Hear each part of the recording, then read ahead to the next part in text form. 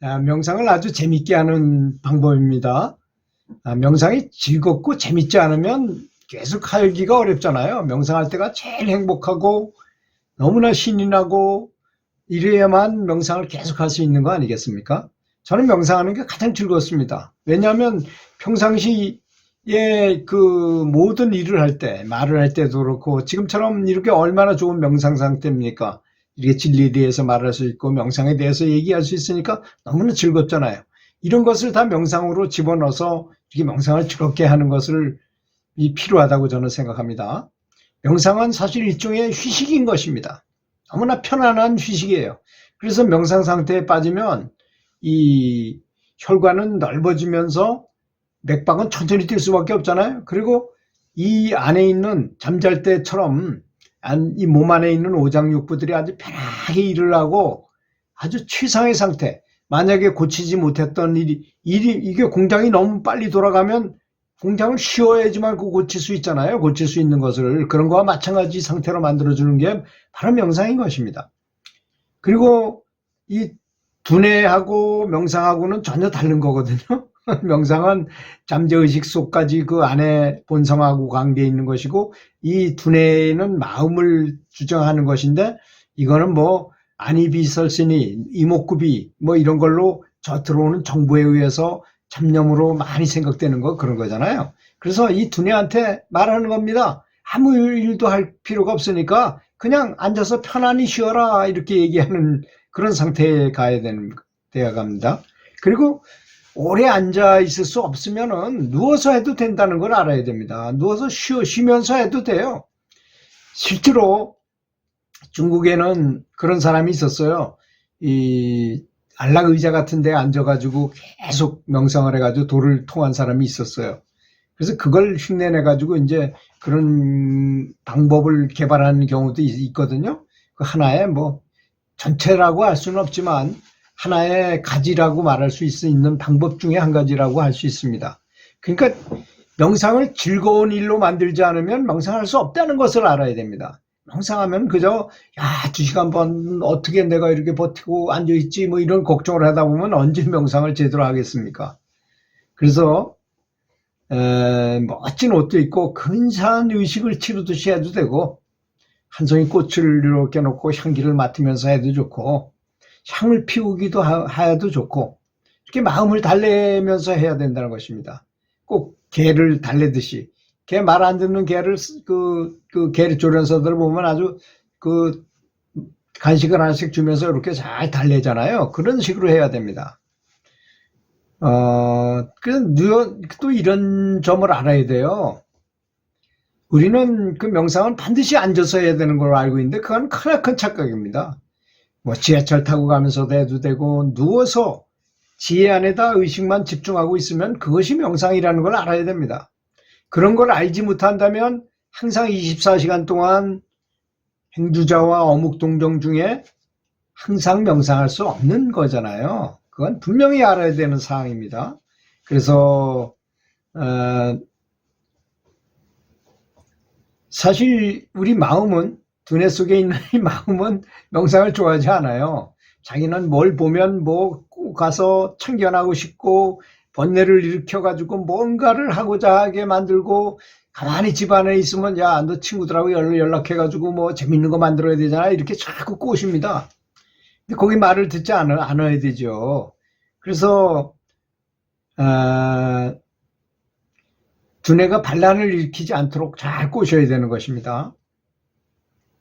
그래서 좋은 동료를 집에 초대하거나 그들의 집에 초대받아서 가서 차 한잔 마시면서 이야기도 나누면서 뭔가를 하는 것 이런 것도 명상의 일부분이라고 생각해야 돼요. 집중을 잘 하면서 그런 후에 놀이를 하듯 명상을 해야 되는 것입니다. 즐거운 놀이를 하듯 아주 내가 제일 좋아하는 걸 라는 의식을 갖도록 마음을 살살 달래가지고 싹 이렇게 돌려야 되는 것입니다.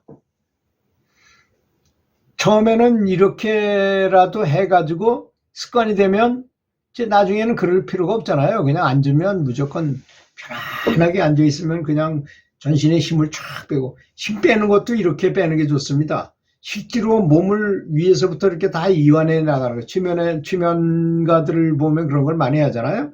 자, 백회 머리 위에서 힘을 빼고, 눈에서 힘을 빼고, 코에서 힘을 빼고, 입에서 힘을 빼고, 그럼 입이 약간 벌어지고, 턱에서 힘을 빼고, 목에서 힘을 빼고, 어깨에서 힘을 빼고, 가슴에서 힘을 빼고, 배에서 힘을 빼고, 등허리 전체에서 힘을 빼고, 엉덩이에서 힘을 빼고, 넓적다리, 아랫다리, 발, 전신의 힘을 쫙 뺍니다. 이렇게 이완 상태를 의도적으로 만드는 것도 좋습니다. 힘을 쫙 빼야 되기 때문이죠. 근데 몸에는 힘이 빠졌는데 마음에 힘이 빠지지 않으면 안 되죠. 마음에서도 힘을 빠지기 위해서는 아무것도 생각 안 하는 것이 가장 좋은 것이라는 것. 이런 걸 알아야 될 것입니다. 그냥 아무 데나 앉아서 명상해도 편안한 마음이 되도록 만들어야 되고요. 근데 이제 문제는 뭐냐? 이제 생전에, 죽기 전에, 살아생전에 내가 해탈을 하고자 한다, 이런 생각을 너무 강력하게 서두르잖아요. 그럼 그것이 치구심과 속교심이 생겨가지고 열이 확 올라오게 되는 현상이 일어날 수 있어요. 그거 뭐 그렇게 한다 해서 빨리 됩니까? 물을 끓이면 물이 끓어가지고 어느 정도 상황에 가야만 물이 끓잖아요. 또 애가 임신한다고 바로 애가 나옵니까? 임신해도 10개월을 기다려야지 태 속에서 애가 다 커가지고 정상적인 상태가 됐을 때 이렇게 애를 낳을 수 있는 거와 마찬가지인 것입니다. 서두른다고 되는 게 아니다는 거죠. 서두르기보다는 그 순간에 최선을 다하고 힘을 쫙 빼고 아까 얘기한 것 같은 그런 상태를 만들어내야 된다는 걸 말하는 거죠. 그렇게 하는 것이 바람직한 것입니다. 그래서 이제 영혼은 명상하고자 하고 두뇌는 나가서 놀고 싶어 하고, 그 두 영혼하고 이제 마음하고 싸움이 일어나요. 그렇기 때문에 두뇌에게 어느 정도 보상을 해주는 것도 괜찮습니다. 그래서 이제 명상을 잘하고 나면 내가 좋아하는 음식을 먹는다든가 입질에서 여자친구를 만난다거나 뭐 이렇게 하는 것도 괜찮습니다.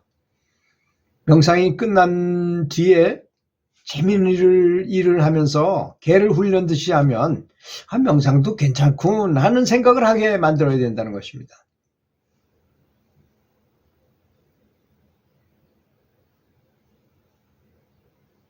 그래서 두뇌에 너무 잘 속잖아요. 우리는 재미있는 것에 속고 뭐 이래 가지고 누군가 나를 격려하거나 손을 잡아주지 않으면 그렇게 빨리 진보할 수가 없는 것입니다. 그래서 도반이 필요해요. 도반이 내가 혹 빠져가지고 텔레비전에 확 빠져 연습국에 빠져가지고 이렇게 있는데 도반이 나한테 전화해가지고 진리에 대한 걸 일깨워 적어서 아주 급박한 그 진리에 대한 상황을 중요성을 딱 얘기해가지고 내가 마음 변했어. 이렇게 만들어주는 것이 바로 도반인 것입니다. 격려해주고 응원해주고 정보를 제공해주고 하는 것이 도반인 것이죠.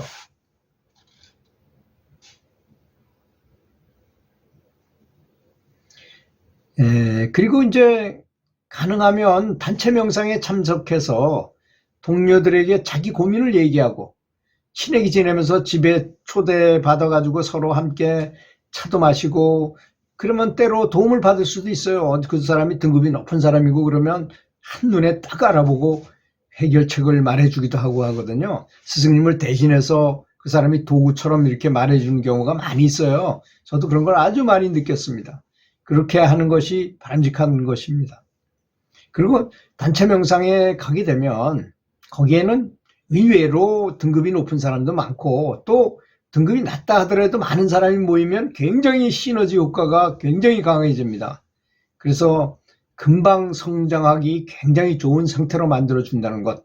어떤 사람은 단체 명상에 가면 오히려 내 걸 뺏기고 뭐 이렇게 생각하는 사람은 전혀 그렇지 않습니다. 우리 영적인 체계가 그렇게 돼 있지 않아요. 내가 잘 되면 남도 잘 되고 남이 잘 되면 나도 잘 되는 거지 내가 내 거를 뺏기고 이런 생각을 했다는 것 자체가 이 두뇌가 자기를 속이는 것입니다. 그런 생각은 할 필요가 없이 동수들한테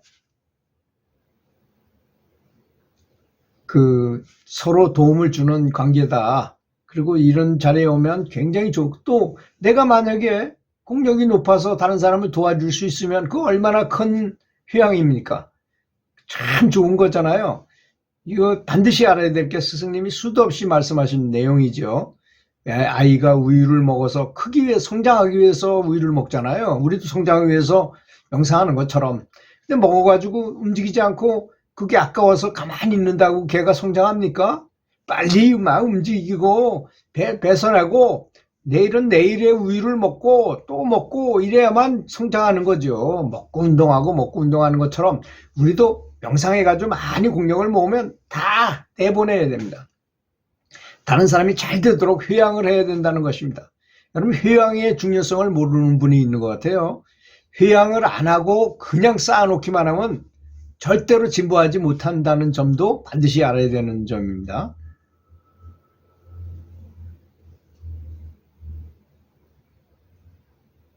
그리고